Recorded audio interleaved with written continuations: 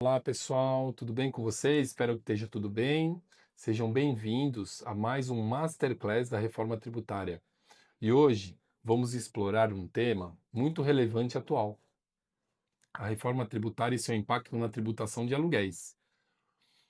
Primeiro, é importante entender que a reforma tributária busca simplificar e tornar mais eficiente o sistema tributário brasileiro. No contexto dos aluguéis, isso significa que haverá mudanças significativas nas regras de tributação. Vamos discutir o que muda e como pode se preparar para essas mudanças. A ideia é fornecer informações práticas para que todos possam tomar decisões mais informadas e estratégicas. Preparem-se para mergulhar nos detalhes e entender como essas mudanças podem impactar cada um de nós, seja como pessoa física ou através de uma pessoa jurídica, no caso, holding imobiliária. Vamos seguir o próximo ponto, onde detalharemos as diferenças entre a tributação de pessoa física e de uma holding imobiliária. Como fica a tributação de aluguéis com a reforma tributária? Vamos falar sobre como a reforma tributária impacta a tributação de aluguéis e especificamente discutir as diferenças entre pessoa física e holding imobiliária. Primeiro, vamos considerar o que é mais vantajoso. A escolha entre manter seus imóveis como pessoa física ou transferi-los para uma holding imobiliária pode ter implicações significativas. Como a reforma tributária, a tributação pode mudar de forma considerável. Enquanto pessoa física, a tributação pode ser mais simples, mas uma holding imobiliária pode oferecer vantagens fiscais, especialmente para quem tem um número maior de imóveis. Pense em suas próprias situações e considere qual opção pode oferecer mais benefícios no seu caso específico, tá?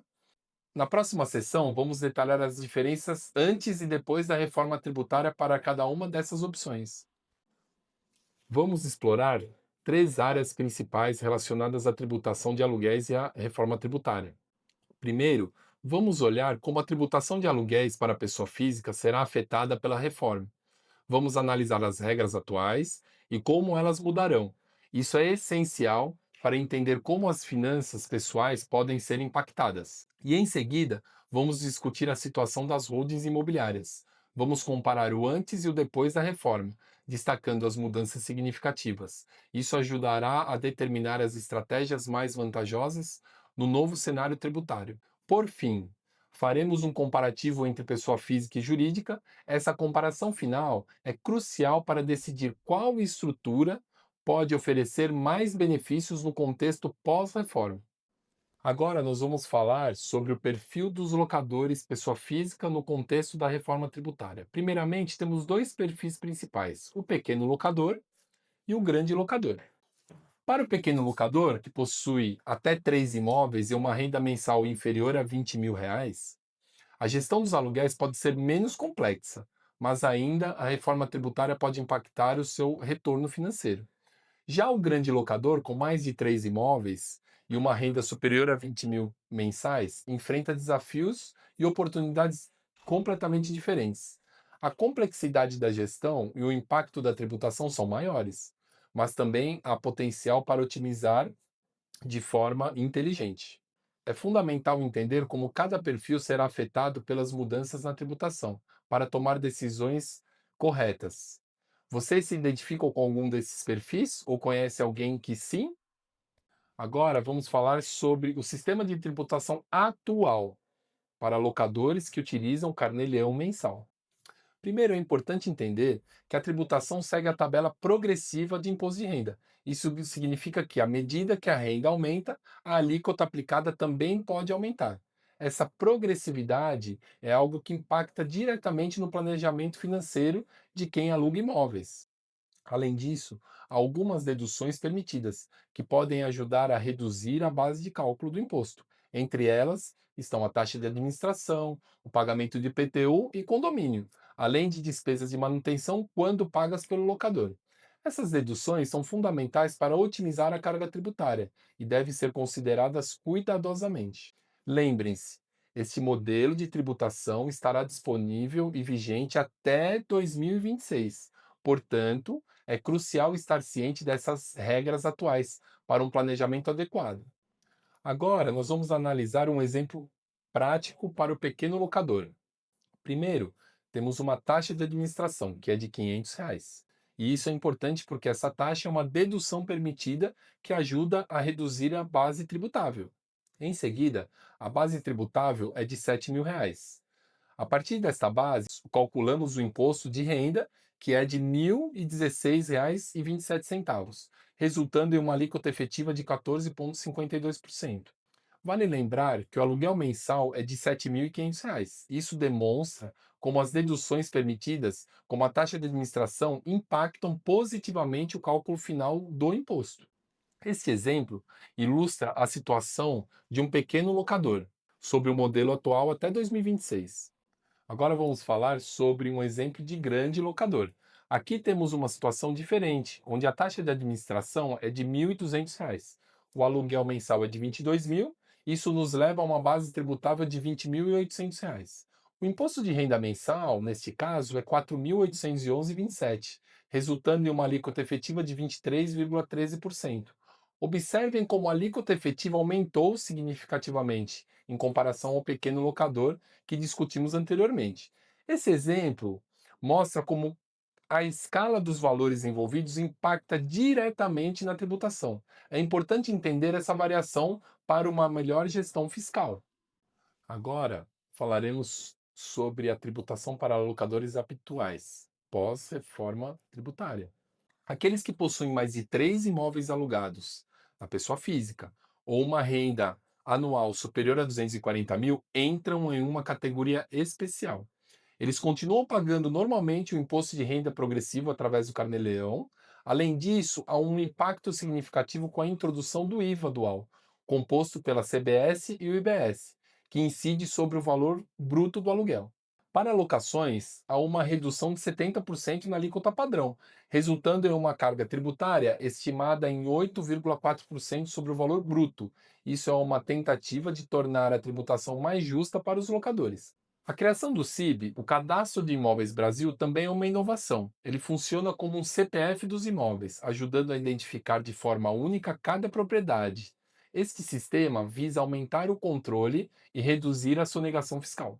E não se esqueçam, essas mudanças serão especialmente relevantes após a reforma de 2027, afetando diretamente as pessoas físicas. Compreender essas mudanças ajudará a planejar melhor a gestão dos imóveis. Agora, vamos falar sobre o conceito de uma holding imobiliária. Uma holding imobiliária é basicamente uma empresa destinada a concentrar e administrar os bens imóveis de uma pessoa ou família.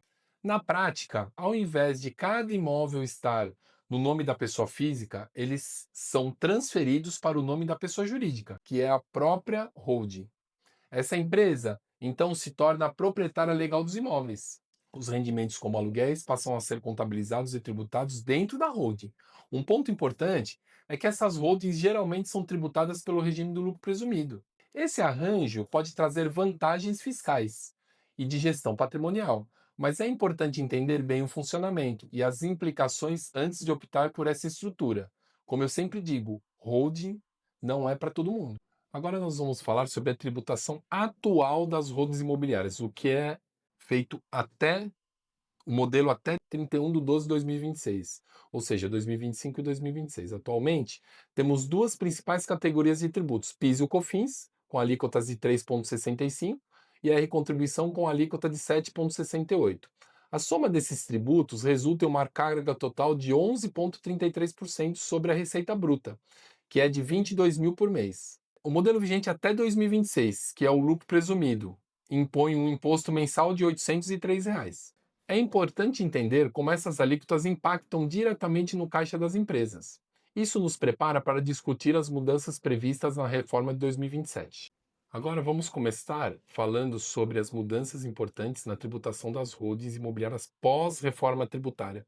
Primeiro, destacamos a substituição do PIS e COFINS pela CBS, com uma nova estimativa de alíquota em torno de 8,4% sobre a receita bruta. Em seguida, temos a substituição do ISS e ICMS pelo IBS. É importante observar que o imposto de renda e a contribuição social manterão a alíquota atual de 7,68%. E, por fim, a alíquota efetiva da holding imobiliária pós-reforma tributária será aproximadamente 16,8%. Vocês conseguem observar que haverá uma vantagem estratégica no investimento e planejamento patrimonial? Agora, a simulação do cenário tributário pós-reforma para uma pessoa jurídica com receita bruta de 22 mil. Eu estou usando o mesmo exemplo, tá, pessoal? Até mesmo para entender o comparativo tributário, tá? Primeiro, destacamos a substituição dos tributos PIS e COFINS pelo CBS e UBS, que agora possuem uma alíquota de 8,4%. Isso representa um valor de R$ 1.689,60. Além disso, mantemos a alíquota do IR da contribuição social, 7,68%, resultando R$ 3.557,60. E por fim, a alíquota efetiva total, considerando todas as mudanças, é de 16,08%, resultando em um imposto mensal de R$ 3.537,60. Essas alterações refletem um aumento significativo em relação ao modelo atual, e é essencial para as empresas se prepararem para essa nova carga tributária. Agora, vamos comparar os cálculos da regra atual com a nova regra. Observe que o perfil do pequeno locador, na pessoa física atual e na nova regra, se mantém o mesmo cálculo. Por quê? Porque ele entra na regra atual e não contempla mais de 3 imóveis ou valor superior a 240 mil no ano. Então a regra não muda, a regra é a mesma. Não compensa CPJ por conta do valor. Já no grande locador, a regra atual na pessoa física, né, corresponde a um imposto de R$ 4.811,27, que representa 23,13% de imposto.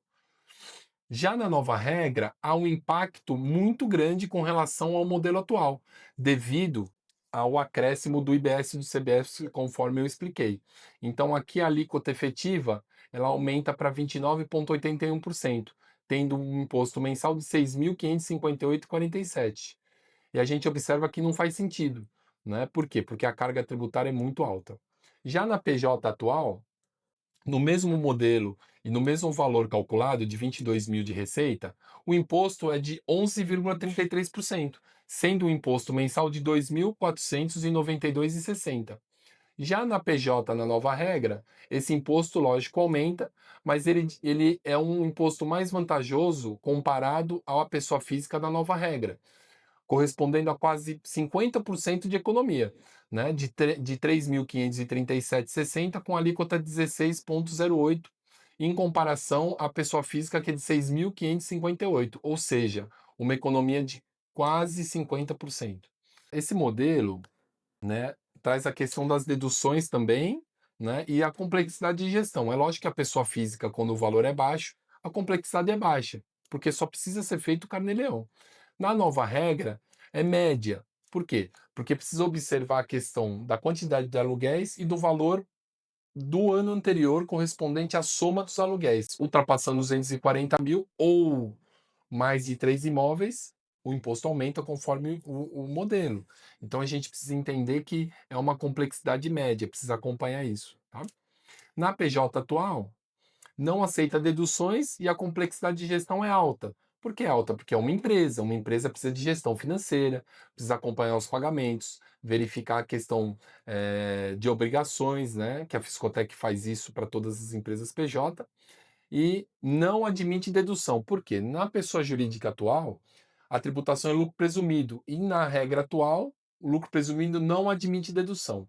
Já na nova regra, é lucro presumido também, porém, o IBS e o CBS vão admitir créditos através da não cumulatividade. Ou seja, essa alíquota pode ser menor ainda contanto que a empresa tenha créditos tributários e possa reduzir o imposto. A complexidade também é alta por conta da gestão.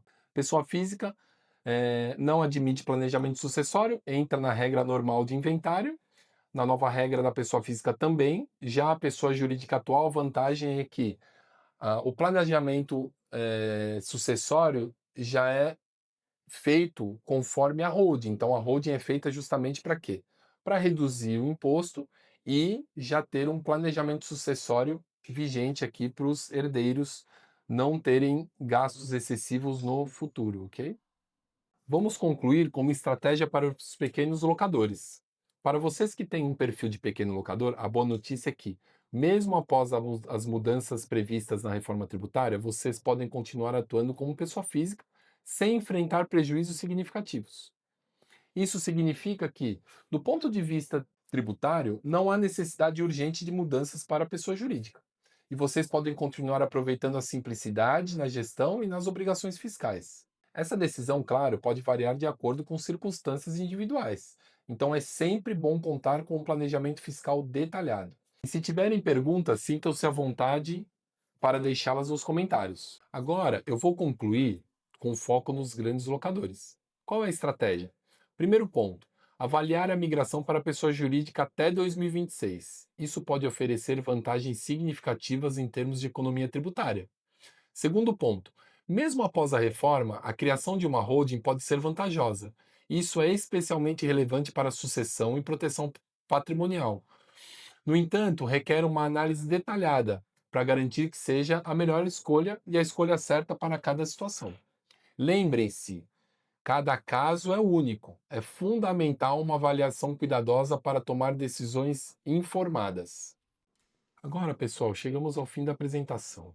E agora é o momento para vocês participarem ainda mais ativamente. Se surgir alguma pergunta durante a apresentação, sintam-se à vontade para deixá-las nos comentários. Lembrando que nós estamos aqui para ajudar e esclarecer qualquer ponto que possa não ter ficado claro.